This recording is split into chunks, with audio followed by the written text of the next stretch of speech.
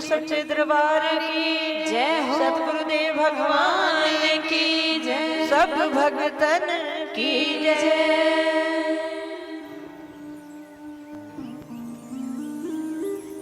सत की नाव खवेटिया सतगुरु, नाव सत की हो। सभी नावें कहीं न कहीं पहुंचाती हैं, लेकिन ये इंटरनेशनल एयरपोर्ट से डायरेक्ट फ्लाइट है। सत की नाव, नाव वो सत नाम की हो, सच्चे नाम की हो, सच्चे शब्द की हो, उस पर आप सवार हो जाएं। और खवेटिया कौन हो? सदगुरु। खवेटिया सदगुरु हो। जब सदगुरु के पास होगे तब वह स्वयं देख लेगा कि नाव कहां बंधी है, कहां खड़ी है, किस दिशा में खड़ी है। वो अपने आप दिशा को बदल लेगा। ये दीक्षा है। वो अपने आप दिशा को बदल लेगा। जिस दिशा को चलना है, जिसमें तूफान कम है, लहरें कम है, जिसमें स्टेबिलिटी है, उस दिशा की ओर वो स्वयं मोड़ लेगा। ये मनुष्यता के पीछे कुछ खास करने का अवसर है।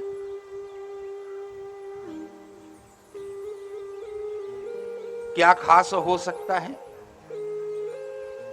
इस मनुष्य जीवन में जो उनसे अलग है, मनुष्यता जहां से शुरू होती है, जब व्यक्ति अपनी आवश्यकताओं से परे का विचार करता है। आवश्यकता तो शरीर की होती है। अपनी आवश्यकता के अनुसार का विचार तो सब योनि वाले करते हैं। पशुओं को भूख लगती है, वो भी दौड़ता है, वो भी चरता है। पक्षी पूरा दिन अपनी आवश्यकताओं को पूरा करने के लिए लगे पड़े हैं। सारी योनियां अपने अपने आवश्यकताओं को पूरा करने के लिए लगी पड़ी हैं।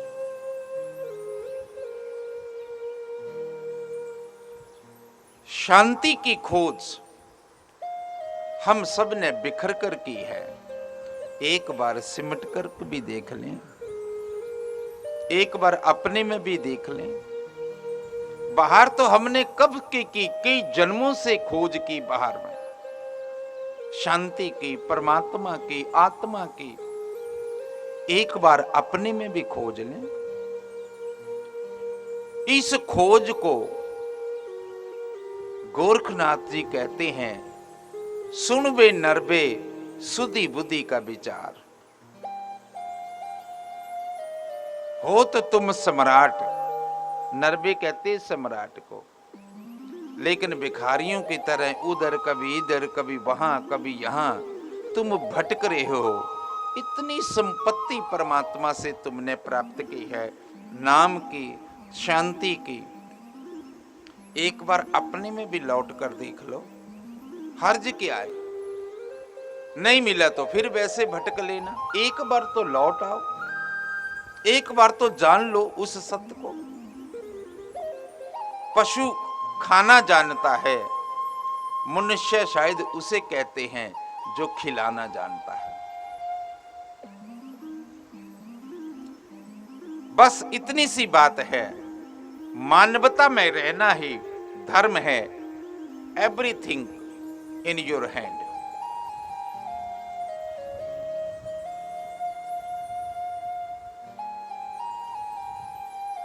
इस संवाद के साथ हम शुकदेव और परीक्षित से अपनी बात को शुरू करते हैं, जो कल के गंगा के किनारे दोनों बातें कर रही हैं। गंगा के किनारे ये दोनों बैठे हैं।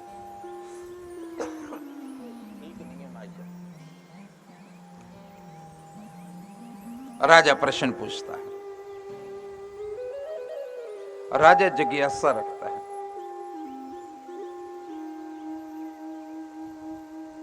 क्या जिज्ञासा रखी? अते पृष्यामि ससन्ति योगिनां परमं गुरु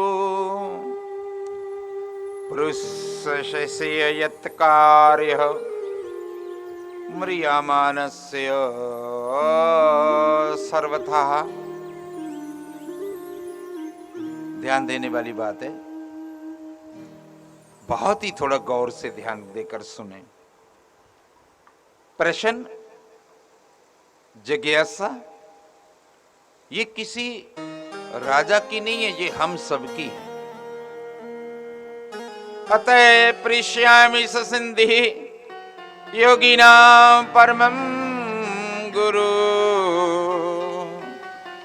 पुरुषस्य यत् कार्यं म्रियमाणस्य।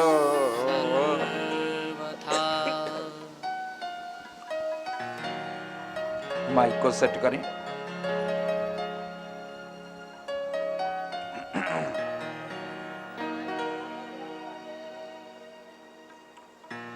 तो परीक्षित ने बड़ी प्यारी जिज्ञासा की है। महाराज, एक मरणासन व्यक्ति जो है, एक मरणासन व्यक्ति को क्या करना चाहिए? मरणासन, जन्म, जब हमारा जन्म हुआ तब से मरणासन नहीं है, जीवन आसन नहीं है, मरणासन है।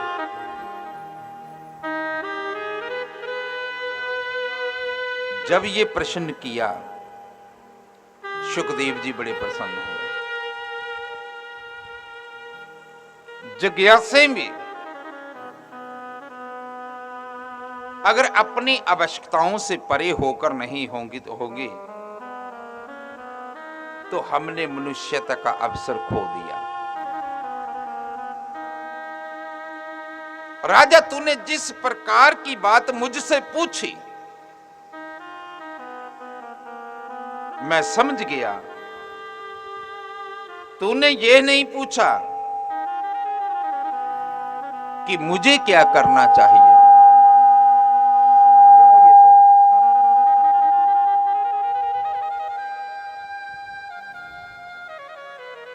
तूने ये नहीं पूछा मुझे कि क्या करना, मुझे क्या करना चाहिए।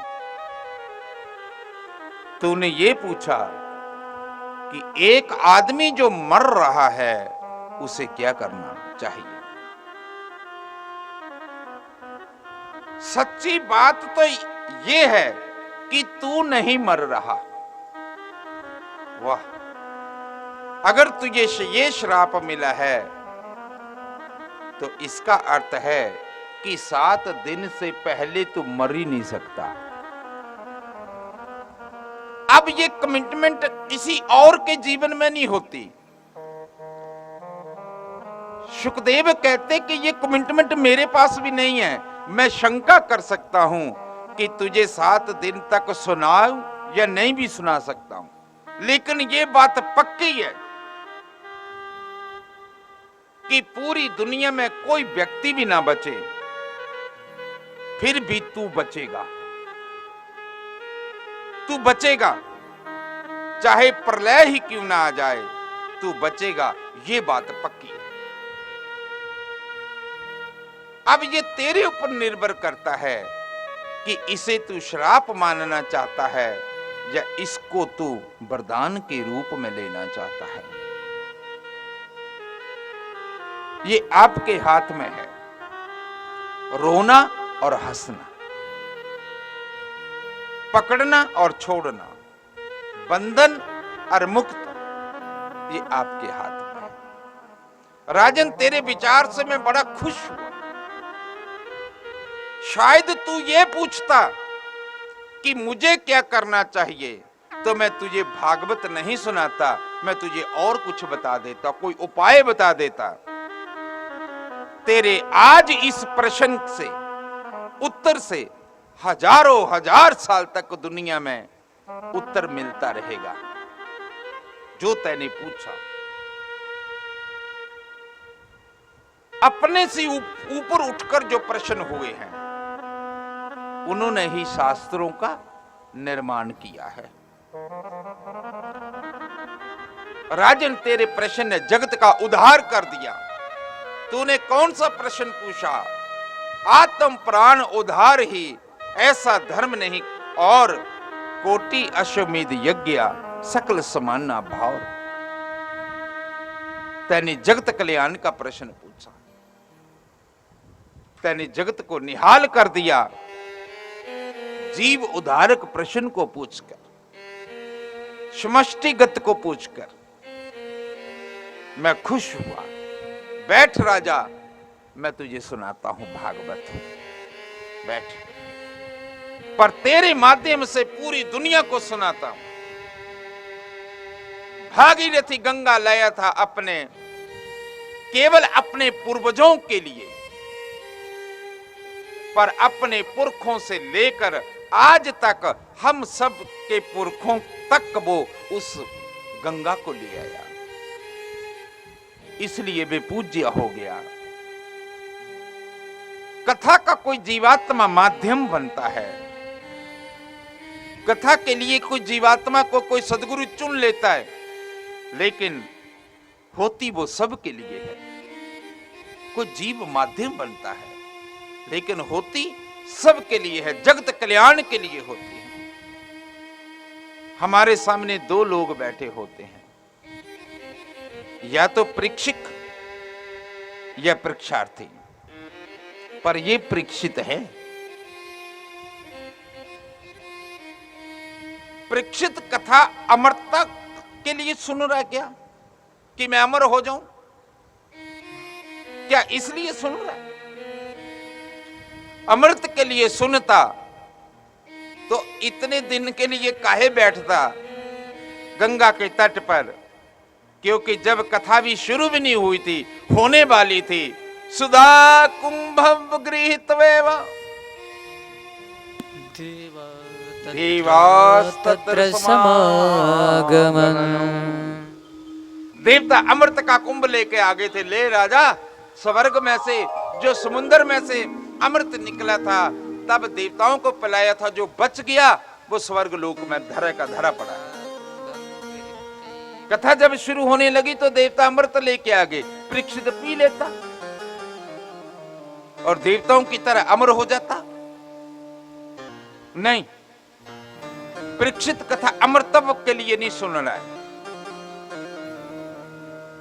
परीक्षित कथा इसके लिए नहीं सुना, मृत्यु और माम अमृत गम्य, अस्तोमा सदगम्य, या तमसोमा ज्योतिर्गम्य। नहीं,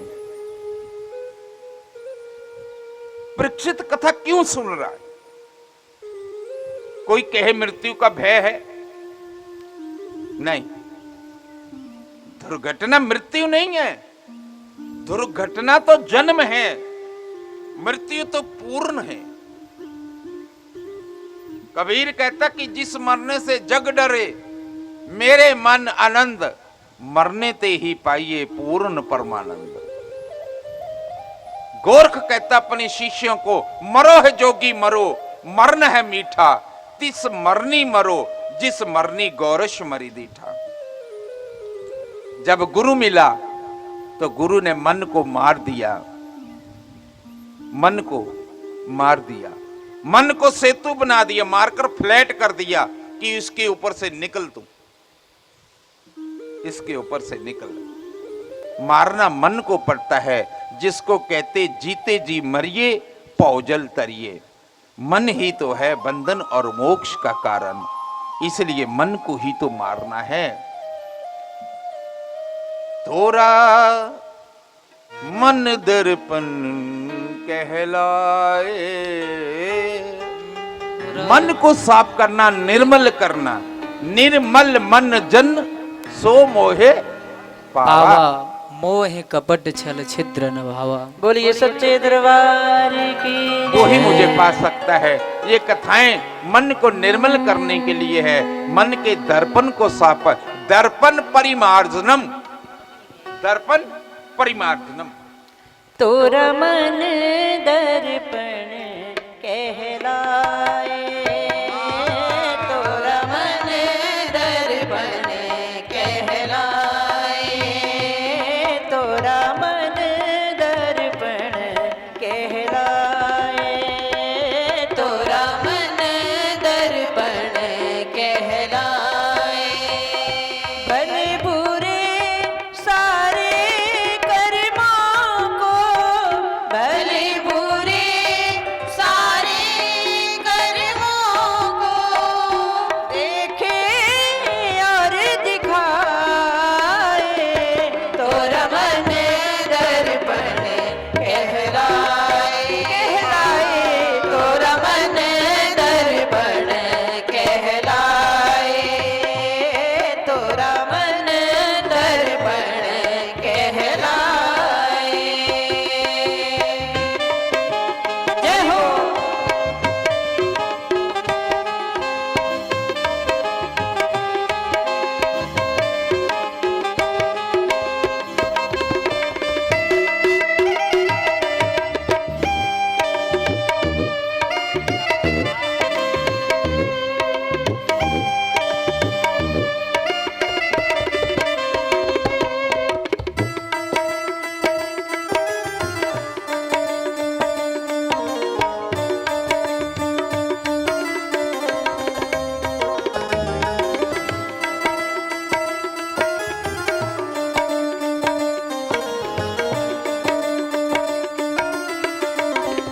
तोरा मन दर्पण कहलाए।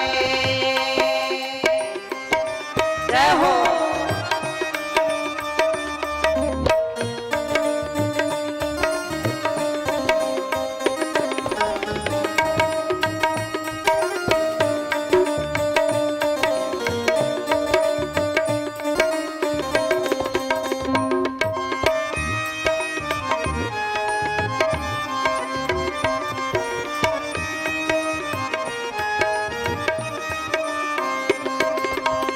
सुख की कलियां दुख के कांटे, मन सबका धार। सुख की कलियां दुख के कांटे, मन सबका धार। मन उजियारा जब जब फैले, जग उजियारा होए। इस उजले दर पर प्राणी, इस उजले दर पर प्राणी धूल न जमने पाए, तोरा मन दर्पण कहलाए, तोरा मन दर्पण कहलाए, तोरा मन दर्पण कहलाए, तोरा मन दर्पण कहलाए, तोरा मन दर्पण कहलाए। बोलिए सच्चे दरबार की जय हो। कथा दर्पण परिमार्जनम। दुर्घटना मृत्यु नहीं है, दुर्घटना तो जन्म है, मृत्यु तो पूर्ण है।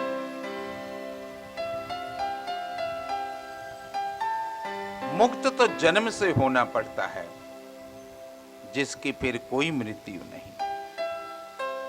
लेकिन हम सब कहते कि दुख ना हो, हम सब कहते कि मृत्यु ना हो। जिन्होंने देवताओं को भी प्रसन्न कर लिया, कई कई जन्मों तक, कई कई युगों तक तप कर कर अंत में देवता आए और वरदान मांगा कि हमें अमर कर दो। उन्होंने कहा ये कभी हो ही नहीं सकता, और वो बचे भी नहीं। इतनी आगे इतनी बड़ी बड़ी कथाएं हिरण्यकश्यप की आएगी, इतने लोगों की आएगी। जब भी मुक्ति हुई, मुक्त जन्म से होना है, और जो जन्म से मुक्त हो गया वो मृत्यु से अपने आप मुक्त हो गया, अपने आप।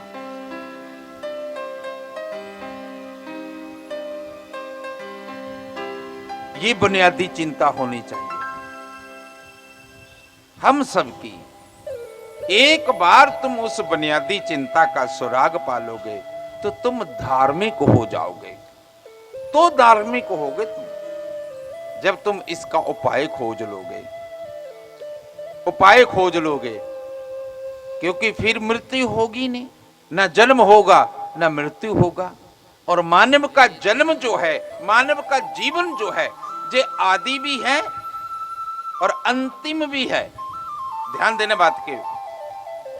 ये मानव का जो शरीर है, जिसको सभी ने गाया, दुर्लभमो मनुष्य देहो देही नाम क्षण भंगुरा। यह जिसको कहा बड़े भाग मनुष्य तन पावा, सुर दुर्लभ सब ग्रंथि निगावा, साधन धाम मोक्ष कर द्वारा। इसी के द्वारा हम परलोक को संभाल सकते हैं। ये आदि का मतलब आदि है, प्रारंभ, पहला।